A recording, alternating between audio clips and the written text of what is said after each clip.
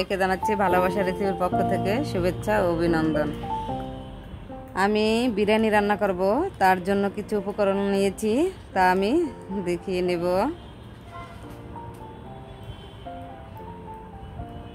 তার জন্য লাগবে 1 কেজি পোলাওর চাল, লাগবে 1.5 কেজি গরুর গোশ, কয়েকটি আলু, বেরেস্তার জন্য কয়েকটি পেঁয়াজ, টক দই লাগবে, বিরিয়ানির মশলা 2 প্যাকেট ডানো গুঁড়ো দুধ, পেঁয়াজ বাটা নিয়েছি, বাদাম বাটা নিয়েছি, গরম মশলা বাটা, আদা রসুন বাটা নিয়েছি, পেঁয়াজ নিয়েছি, শাহি জিরা নিয়েছি, আলু বোখারা কয়টি, কিশমিশ, সস ও কাঁচামরিচ। এখন আমি রান্নায় চলে যাব। এখন আমি চুলায় একটা ফ্রাই প্যান বসিয়ে পর্যাপ্ত পরিমাণে তেল দিয়ে নিলাম। তার ভিতরে পেঁয়াজ কুচিটা দিয়ে দিলাম। আমি বেরেস্তাটা করে নিব। এটাকে লাড়াচাড়ার উপর রাখতে হবে, নাহলে পুড়ে যাওয়ার সব ভয় থাকতে পারে।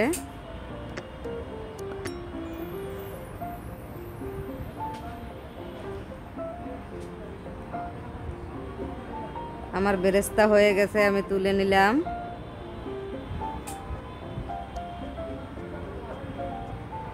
এর ভিতরে আমি আবার পেঁয়াজ কুচি, সামান্য গরম মশলা, তেজপাতা দিয়ে ভালোভাবে একটু লালচে করে ভেজে নিব। আমার ভাজা হয়ে গেছে, আমি এখন পেঁয়াজ বাটা দিয়ে দিলাম, আদা রসুন বাটা দিয়ে দিলাম, গরম মশলা বাটা দিয়ে দিলাম।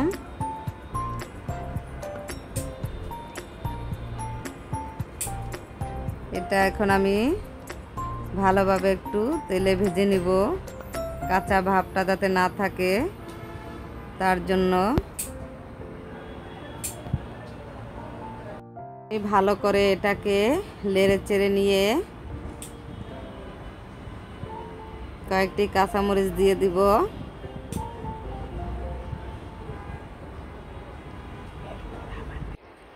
আবারও সামান্য নাড়াচাড়া করে আমি একটু পানি দিয়ে নেব। সামান্য একটু পানি দিয়ে আমি এটাকে ভালোভাবে কষিয়ে নেব।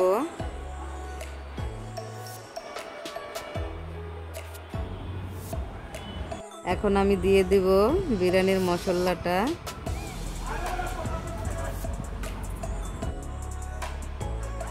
দিয়ে এটাকে আমি ভালোভাবে মিক্স করে নিব।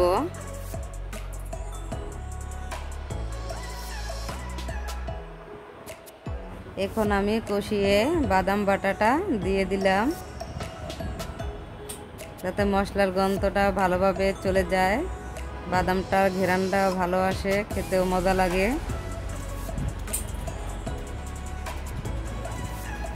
ভালোভাবে মিক্স করে নিলাম, নিয়ে আবার কিছুক্ষণ একটু কষিয়ে নেব।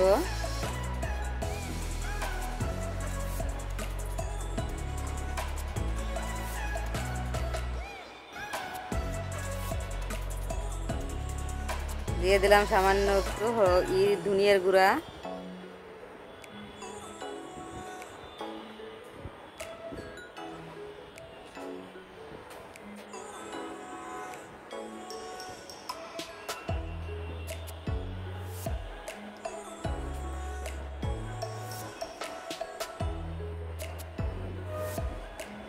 এখন দিব লবণ স্বাদ মতো, যার যতটুকু লাগে।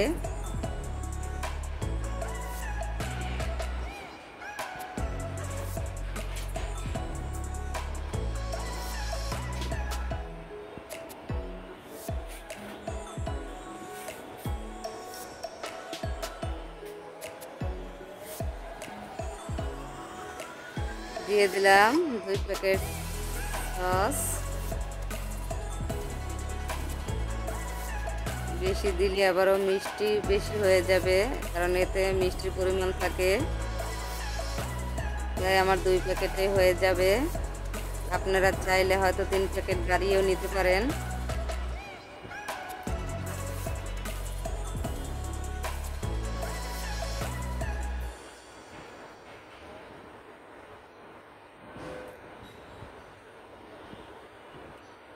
এখন আমি দিয়ে দিলাম টক দইটা।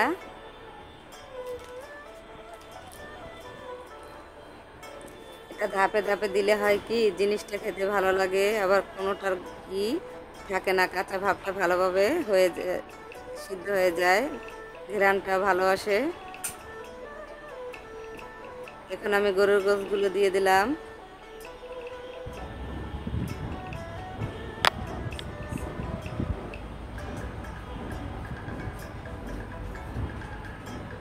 আমি ভালোভাবে এটাকে লাড়িয়ে চাড়িয়ে মিক্স করে নিব।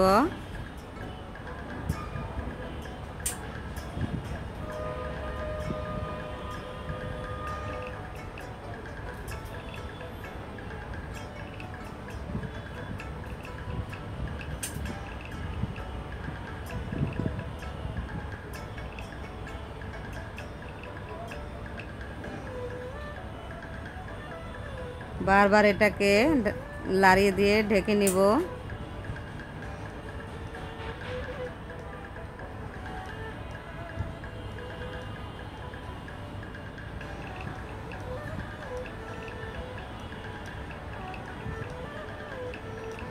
আমার কষানো হয়ে গেছে। এখন আমি পরিমাণ মতো পানি দিয়ে এটাকে ভালোভাবে রান্না করে নিব।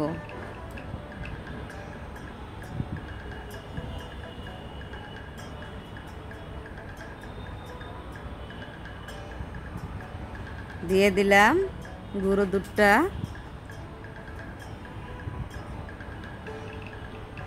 এখন আমি ঢেকে দিলাম। এর মাঝে আমি চালটাকে পরিষ্কার পানি দিয়ে ভালোভাবে কয়েকবার ধুয়ে নেব, ধুয়ে ছাঁকনিতে ঝরিয়ে নেব। আমি এখন আলুটা দিয়ে লাড়িয়ে চাড়িয়ে ঢেকে নিব। দেখেন আমার আলুটা সিদ্ধ হয়ে গেছে।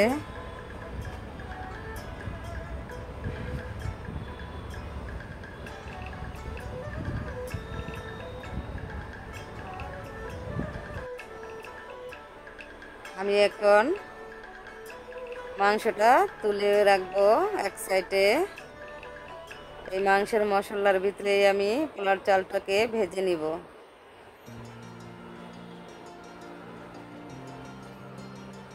আমি দিয়ে দিলাম পোলার চালটা, লাড়িয়ে চাড়িয়ে ভেজে নেব ভালোভাবে।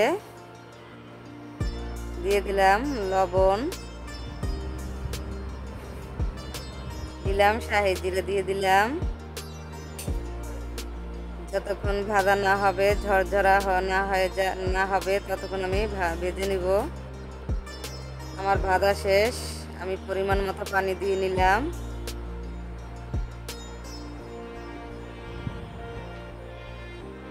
বলক হয়ে গেছে। এখন আমি এতে মাংসগুলো দিয়ে দিব। দিয়ে ভালোভাবে এটাকে মিক্স করে নিতে হবে, যাতে মশলাটা ভালোভাবে লেগে যায় গায়ে। দিয়ে দিলাম আমি লিকুইড দুধ।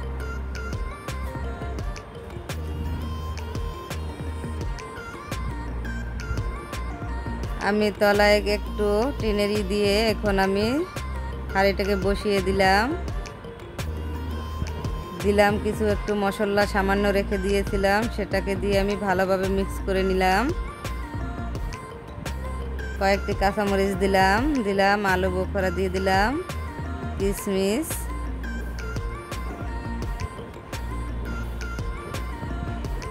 এটাকে ভালোভাবে মিক্স করে আমি ঢেকে নিব।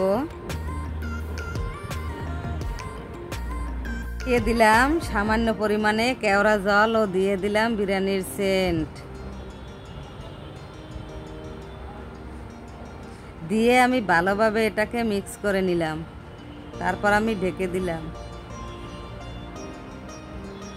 এখন দিয়ে দিলাম আমি সামান্য পরিমাণে একটু ঘি ও দিয়ে দিলাম বেরেস্তা।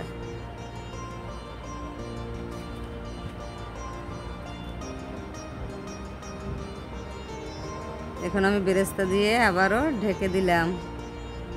আমার হয়ে গেছে। এখন আমি পরিবেশন করে নিলাম।